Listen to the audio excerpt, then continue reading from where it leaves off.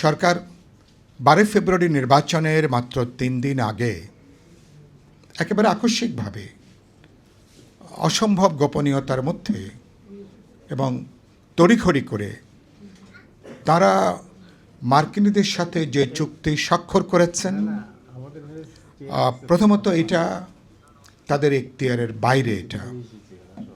তারা একটা অন্তর্বর্তী সরকার এবং যেখানে আমাদের ব্যবসা বাণিজ্য বিনিয়োগ, যেখানে কৃষি, যেখানে শিল্প, যেখানে ডিজিটাল প্রযুক্তি, যেখানে নিরাপত্তা থেকে শুরু করে সমস্ত প্রশ্নযুক্ত এত গুরুত্বপূর্ণ বিষয় অন্তর্বর্তী সরকার দেশবাসীকে অন্ধকারে রেখে, রাজনৈতিক দলগুলোকে অন্ধকারে রেখে কোনোভাবেই তারা স্বাক্ষর করতে পারেন না।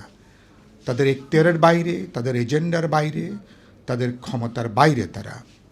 এই কারণে আমরা বলেছি তারা একটা অন্যায় চুক্তি করেছেন, অন্যায্য চুক্তি করেছেন এবং তারা কার্যত গোটা দেশকে, আমি যখন এটা লিখছিলাম গতকালকে আমার মনে হয়েছে কোনো যুদ্ধে হেরে গেলে বিজয়ী দেশ বা বিজয়ী শক্তি হেরে যাওয়া দেশের উপরে তারা একতরফাভাবে তারা যেভাবে চুক্তি চাপিয়ে দেয়, শর্ত চাপিয়ে দেয়, লজ্জাকর, অবমাননাকর, স্বাধীনতা সার্বভৌমত্ব শর্ত জারি করে বাণিজ্য চুক্তিটা হয়েছে সেভাবে বাংলাদেশের উপরে অন্যায় অন্যায্যভাবে এই চুক্তিটাকে চাপিয়ে দেওয়া হয়েছে।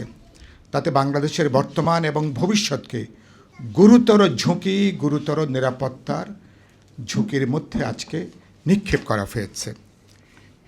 এবং আমরা দেখেছি যে এ ব্যাপারে বিএনপি দিক থেকে আনুষ্ঠানিকভাবে এখনো পর্যন্ত এই চুক্তি সম্পর্কে কোনো বক্তব্য দেওয়া হয়নি। দু একজন তারা বলেছেন তারা দেখবেন, পর্যালোচনা করবেন, এই পর্যন্তই।